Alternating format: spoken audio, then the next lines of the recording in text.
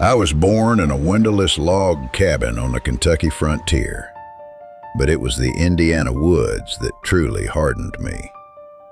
My earliest memories are of the rhythmic swing of the axe and the smell of freshly split oak. In the winter of 1818, the milk sickness took my mother, Nancy. I helped my father saw the planks for her coffin, a grim task for a boy of 9. We buried her on a lonely knoll without a preacher. My youth was a struggle against the wilderness. My skin was tanned by the elements, and my clothes were always too short for my growing frame. I attended blab schools where lessons were shouted in unison, yet I felt a hunger for a world I could only glimpse through the few books I could find. In the quiet of the night, I sat by the hearth, using the flickering orange glow of the fireplace as my only lamp. I devoured books, reading until the words were etched into my memory. My education totaled less than a year, but I once found a copy of Blackstone's Commentaries at the bottom of a barrel of rubbish. I would walk 20 miles to Springfield just to borrow a book, reading as I traveled. Those miles were my university, and the silence of the woods was my study hall.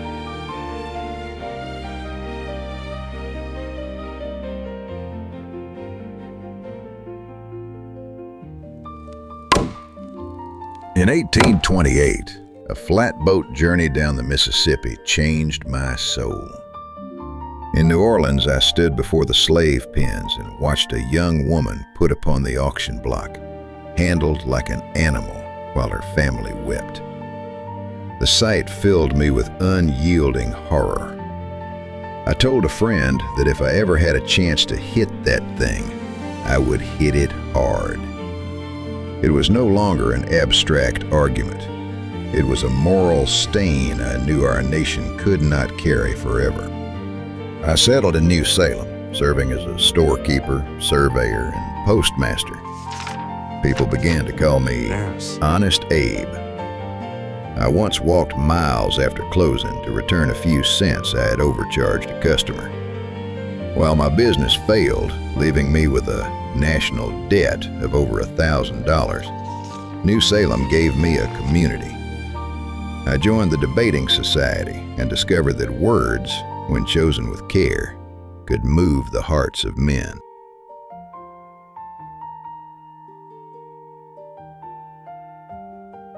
In 1855, I was hired for the McCormick Reaper case.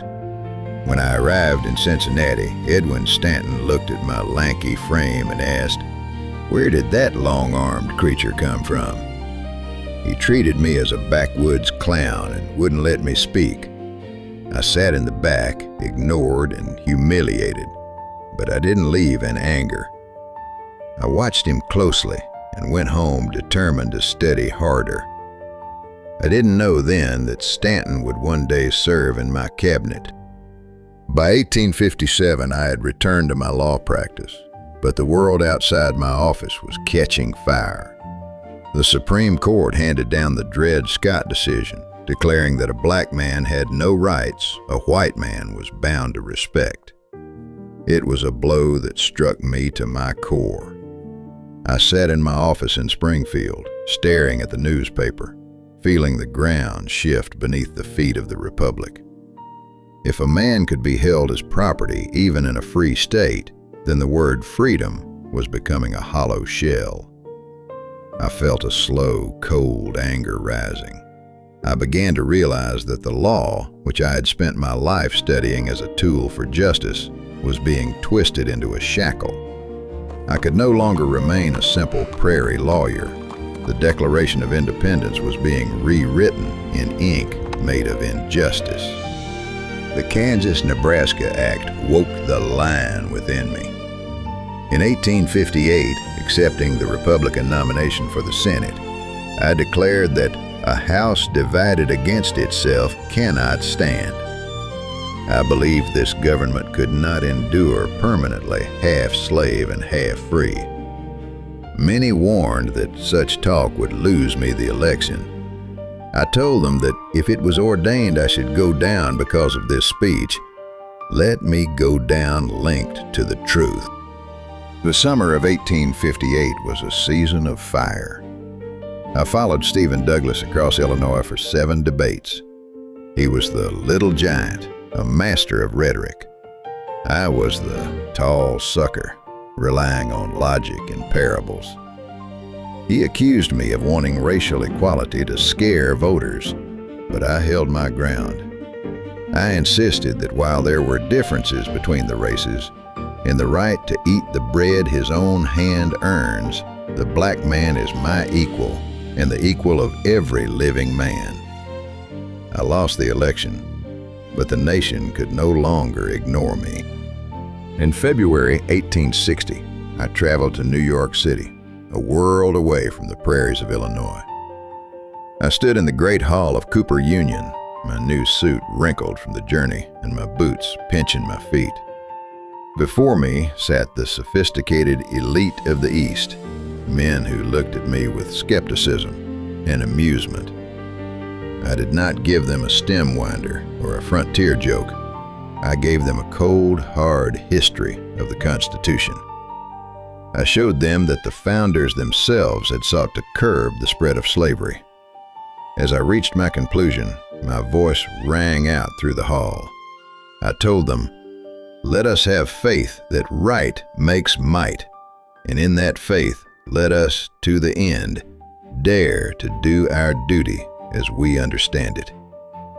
When I finished, the hall erupted. I went into that building a local politician and walked out a contender for the presidency. The night I was elected president, a heavy weight settled in my chest. By the time I took the train to Washington, the South was already tearing away. At my inauguration, I looked at the unfinished dome of the Capitol and told the South, "We are not enemies, but friends." But the guns at Fort Sumter spoke a different language. Suddenly, I was commander-in-chief of a war I never wanted, pacing the White House at night, listening for the ghosts of boys falling in the mud. By 1862, the war was going poorly. I drafted the Emancipation Proclamation in secret and waited for a victory at Antietam. On New Year's Day, 1863, my hand trembled from shaking hands at a reception. I stopped and looked at the document. I said that if my name goes into history, it will be for this act, and my whole soul is in it. I waited until I was steady, then signed firmly. With that stroke, the war became a crusade for human liberty. I traveled to Gettysburg in November 1863 to dedicate a cemetery. I spoke for only 2 minutes, realizing we could not hallow that ground. The brave men who struggled there had already done so. I called upon the living to resolve that these dead shall not have died in vain, praying for a new birth of freedom. I knew we had to bind up the nation's wounds with malice toward none and charity for all to achieve a just and lasting peace.